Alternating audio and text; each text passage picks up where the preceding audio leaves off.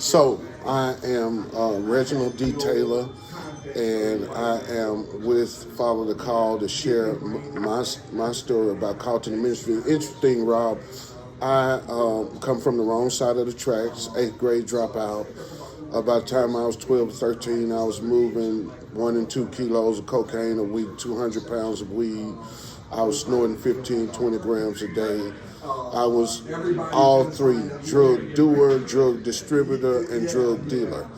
I've been locked up 5 times, eighth grade dropout.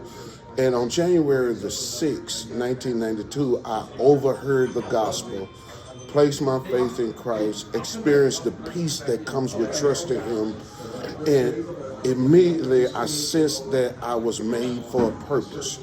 I had no clarity. I stayed locked up about 18 months in the Word every day. And then when I got out and got into church, I went to New Salem Missionary Baptist Church. Then the African American church, it seems as if everybody who's called to holiness tend to think they're called to preach. And I didn't want to miss what He had for me. Some in me said I may be able to do more from the podium than the pulpit. I knew I was supposed to make disciples. I was supposed to have a great commitment to the Great Commission. But Rob, cut across the field, July the 13th, 1993, the Lord made it very clear to me that I had a call to expository preaching and that my leadership would be for discipleship.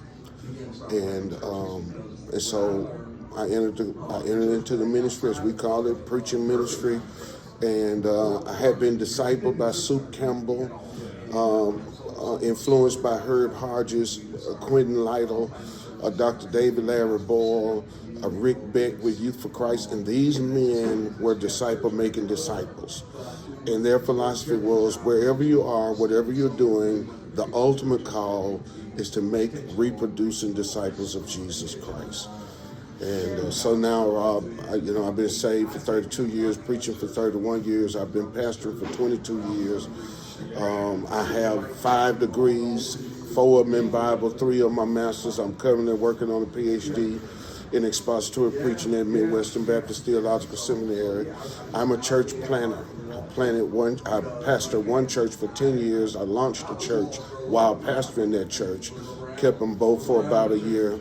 And now I'm at the Rock Church trying to establish, maintain, and unleash a disciple-making culture. I'm trying to be consumed with the call, committed to the call, and be more conformed to the likeness of Christ through the engagement of the call. And that's my story.